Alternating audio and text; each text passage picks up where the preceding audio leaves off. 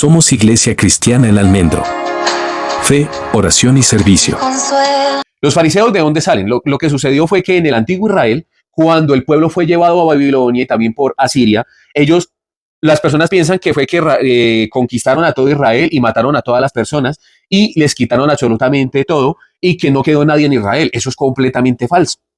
¿Por qué? Porque lo que entendieron, por ejemplo, los griegos, los romanos y los asirios es que si usted quería destruir un pueblo o una nación, lo que tenía que quitarles a ellos era a los sabios, a los entendidos, a la gente con dinero que sabía hacer dinero. Ellos entendían eso.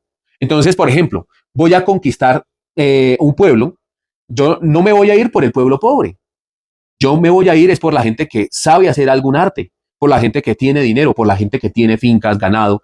Entonces yo me voy a ir por aquella persona que sabe hacer dinero, que tiene algún arte. Por ejemplo, nosotros vemos en el antiguo pacto, sobre todo en el Génesis, que algo que era muy valorado era el tema de poder hacer algo con el hierro, con el metal. Las personas que sabían manejar la ganadería porque era un arte, aquella persona que sabía cultivar también manejaba un arte. Entonces, cuando usted mira en el libro de Daniel también, entendemos que se llevaban a los sabios.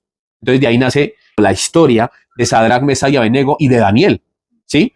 Entonces cuando usted mira esto, usted va a entender que ellos se llevaban a los sabios. ¿Quién quedaba después de que raían el pueblo y les quitaban las riquezas? Digamos que usted tenía un jefe o tenía un patrón, en ese entonces también se manejaba la esclavitud y el pueblo de Israel manejaba mucho la esclavitud hasta determinado tiempo, pues se quedaban ahí las personas pobres. Ahora las personas pobres pasaban a tomar los terrenos del dueño de esas tierras y le daban un tributo ¿a quién? Pues al pueblo. Por ejemplo, a los asirios le daban un tributo a Babilonia. Pero les quitaban absolutamente todo y de hecho no dejaban herreros, no dejaban ningún tipo de arte para que los pueblos no se rebelaran. Entonces, esto es algo que la gente no entiende regularmente cuando se les enseña la escritura. ¿Yo por qué les explico esto? Porque los fariseos, las personas que sabían escribir, que tenían algún tipo de educación, fueron llevadas a Israel, a Siria, perdón, y también a Babilonia. Entonces, cuando fueron llevados allá a esos terrenos, ellos empezaron a formar lo que nosotros conocemos actualmente como el Tanaj, ¿sí? Y no olvidemos, por ejemplo, las reformas que se hicieron por el rey Josías, ¿no? En donde empezaron a reunir todos los libros. De hecho, el rey de Asiria, él permitió, el rey de Babilonia. De hecho, muchos de los relatos que nacen, que nosotros conocemos del Génesis, del libro de Daniel, tienen mucha influencia babilónica y que fueron escritos allí. Entonces usted dice, uy, no, pero a mí me enseñaron otra cosa. No, esto es histórico, no es algo que me esté inventando yo. Entonces, la formación de los textos es importante entenderla.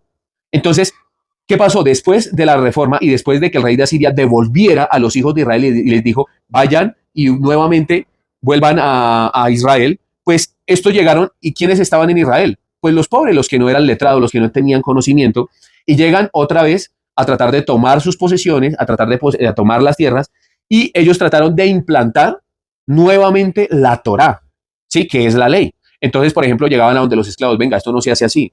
La palabra de Yahvé dice esto, la palabra de Jehová dice esto. Usted no puede hacer esto. Hay que guardar el Sabbat.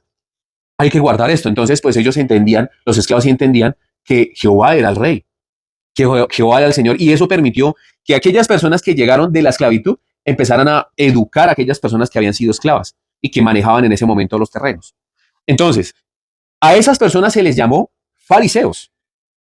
A esas personas se les llamó fariseos. ¿Por qué? Porque transmitían la ley. Y de ahí también viene el orden de los escribas nuevamente. Ellos otra vez empezaron a poner escribanos para que ellos empezaran a transmitir de una manera escrita que los textos de la escritura. Y empezaron también los fariseos, empezaron a enseñar la escritura, empezaron a enseñar la ley. El problema con esto fue que un rey llamado Herodes entró en acción, Herodes el Grande, y en los libros de los Macabeos, que pues es un libro apócrifo, podemos conocer que Herodes mata en ese entonces los Macabeos. Cuando nosotros vemos, Herodes el Grande entra y acaba con todos los Macabeos y allí muere todo el sacerdocio del pueblo de Israel. ¿Qué entendió Herodes? Herodes no era natural nacido en Israel, ¿sí? De hecho, Herodes era un edomita, ¿sí? Descendiente directo ¿de quién? De Esaú, que viene a ser Edom, ¿no? Cuando nosotros vemos esto, Herodes acaba con el sacerdocio y implanta algo que él quería hacer, era dominar al pueblo. Entonces, él pone los propios sacerdotes. Entonces, el orden de Caifás y del sacerdocio en ese momento, ¿quiénes eran? Pues personas implantadas ¿por quién? Por Herodes. Y ellos manipulaban también ¿a quiénes? A los fariseos. Entonces, los fariseos eran personas celosas que creían que tenían el conocimiento de la ley y que se sabían todo en la palabra. Entonces dice, más de una persona dirá, no, pues es que usted también sabe lo todo, cree que se las sabe todas y me está criticando a mi predicador de la prosperidad. De hecho, los fariseos se parecían mucho a los predicadores de la prosperidad. Y les voy a decir por qué. Porque ellos amaban estar en las plazas delante de todos y que todo el mundo les admirara. De hecho, ellos querían manejar la vida cúltica y que las personas les enriquecieran a punta de ofrendas, manipulando la Torá, manipulando los días festivos. De hecho, por ejemplo, los días, por ejemplo, las fiestas sabáticas, las fiestas, por ejemplo, como la Pascua. Les voy a dar un dato que, por ejemplo, muchas personas desconocen. Digamos, usted, por ejemplo, iba a subir a la Pascua. Antiguamente, pues obviamente se entendía que tenía que usted llevar una oveja sin defecto y sin mancha para presentarla en donde, en el templo, y que allí fuera sacrificada para que usted tuviera redención de su pecado.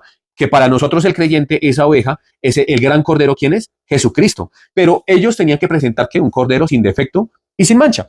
Entonces, lo que sucedía era que la persona humilde iba con su oveja, ¿cierto? Con su corderito, iba y lo presentaba al sacerdote y había alguien que evitaba que, por ejemplo, ovejas sin defecto y sin mancha entraran en dónde? En el atrio.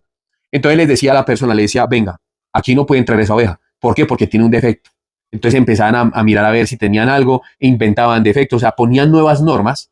¿Y esto con qué fin lo hacían? Para coger y decirles a ellos, esta oveja no la puedo admitir yo aquí. Entonces lo que vamos a hacer es lo siguiente, mire, yo tengo allí unas ovejas que son perfectas, que ya fueron seleccionadas, y ahora usted deja esa oveja ya, me da un dinero aparte y yo le voy a permitir esa oveja. Pues la persona que quería arreglar cuentas con Dios, ¿qué hacía? Pues tome, señor, y tome la oveja y tome el dinero.